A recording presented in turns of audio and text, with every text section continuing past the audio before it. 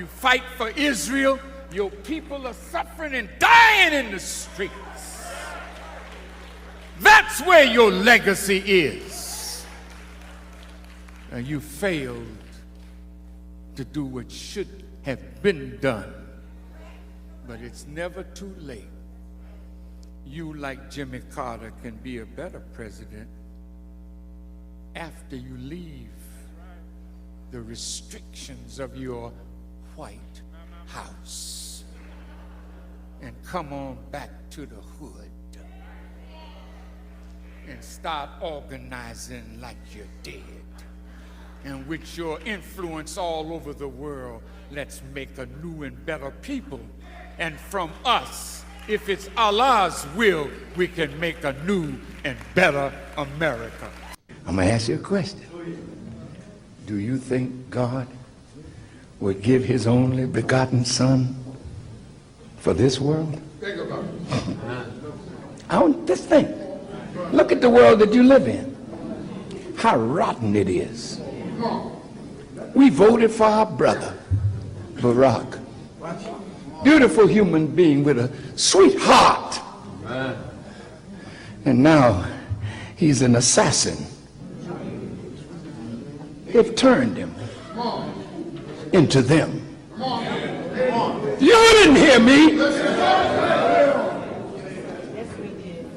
They turned him. They brought him to England. See? Oh, now he can stay in Buckingham Palace. Nobody stayed there. Just a few presidents. Why him? Why? See, we know this enemy.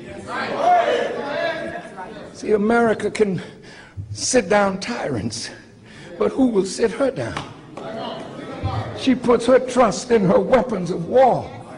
She threatens the nations of the earth and has my brother calling for the assassination of brother Muammar Gaddafi. What has he done? I can defend that man. You don't know that man. See, you're a victim of that media that's controlled by satanic forces. My poor brother. They're bombing. They said they were only going over there for humanitarian reasons. We're going to stop Gaddafi from killing his own people, and we believe that. You've been deceived.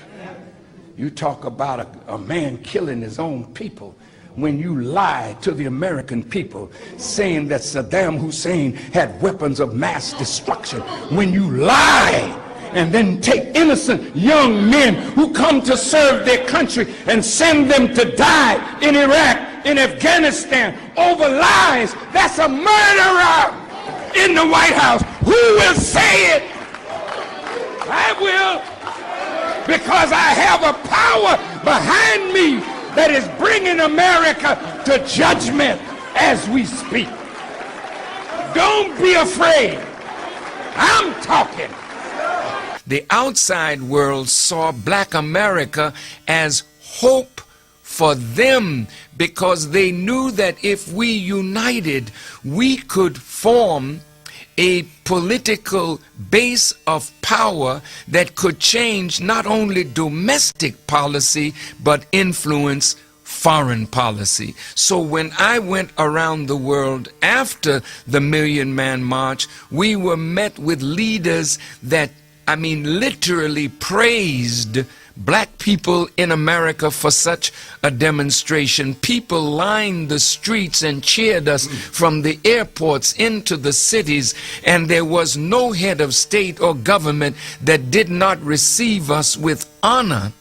And now the doors to the world are open to us, but we must be prepared now to, when these doors open, to go in and take advantage of the fact that we are an international people, a global people. We are not a minority. We are the majority on the planet, and the whole world is looking to Black America because we grew up in the world leader.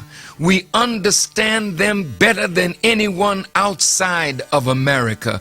We get nearly $1 trillion out of this economy, and we are the best educated black people on the earth. But what we need is a knowledge of self that will give us self-love, self-determination, and a desire to do for self. Then the whole world is not our playground, but it is our, I would say, our garden, where we can go and eat the fruit from all of the trees except the one that's in the midst of the garden, the tree of the knowledge of good and evil. Merci.